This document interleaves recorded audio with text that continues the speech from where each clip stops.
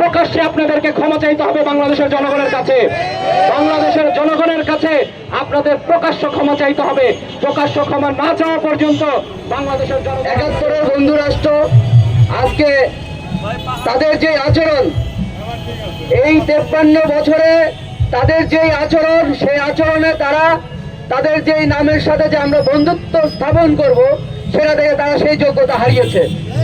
তারা এই 53 বছরে আমাদের সাথে যা যা করেছে তা কোনো বন্ধুত্বের আচরণ নয়। তারা আমাদেরকে তাদের আধিপত্যের ভিতরে রাখতে চায়, তারা আমাদের উপরে কর্তৃত্ব চালাতে চায়, তারা আমাদেরকে তাদের দাস হিসেবে পরিণত করতে চায়। কিন্তু বন্ধুগণ, আপনারা জানেন যে ৭১-এর সেই সশস্ত্র সংগ্রামের মাধ্যমে, সেই রক্তক্ষয়ী সংগ্রামের মাধ্যমে যে একটি ভূখণ্ড আমরা পেয়েছি, যে দেশের মানুষ জীবনকে তোয়াক্কা না করে জীবন বাজি দিয়ে একটি পতাকা পেয়েছে, একটি ভূখণ্ড পেয়েছে, তারা কখনো দাস করতে চান না, তারা কখনো দাসত্ব মেনে নিতে পারে না, তারা কখনো দাসত্ব বরণ করতে পারে না।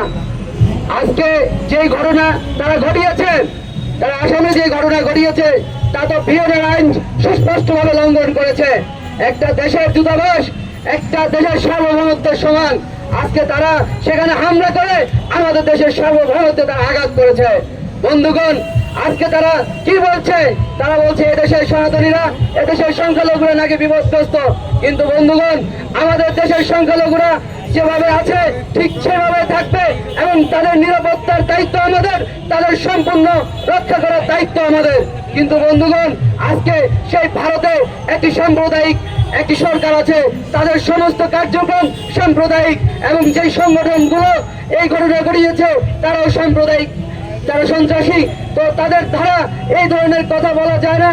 তারা আজকে আমরা দেখেছি আমাদের দেশে, আজকে আমরা যে আরেকটা বিপ্লবের মাধ্যমে, একটা ছাত্র জনতার গণ অভ্যুত্থানের মাধ্যমে আমরা যে নতুন একটা বাংলাদেশ বিনির্মাণের স্বপ্ন দেখছি, আজকে সারা বাংলাদেশ যেখানে উন্মুখ হয়ে রয়েছে, ঠিক সেই সময় একটি ফ্যাসিস্ট সরকারকে তারা এদেশে আবারও পুনর্বাসন করার জন্য তারা ষড়যন্ত্রে লিপ্ত হয়েছে।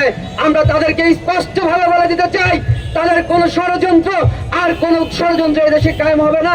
এই দেশে কোনোভাবে এই ফ্যাসিস্ট সরকারকে আবারও পুনর্বাসন করা যাবে না। বন্ধুগণ, আপনাদেরকে বলতে চাই, আমরা আমাদের সার্বভৌমত্ব রক্ষায়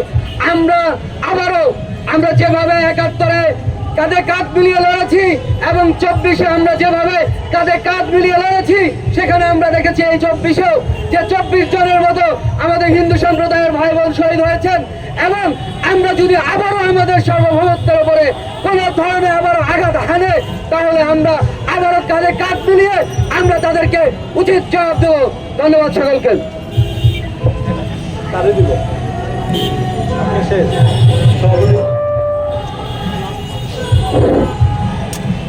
এখন বক্তব্য রাখার জন্য আহ্বান জানাচ্ছে বাংলাদেশ ছাত্র ফেডারেশন কেন্দ্রীয়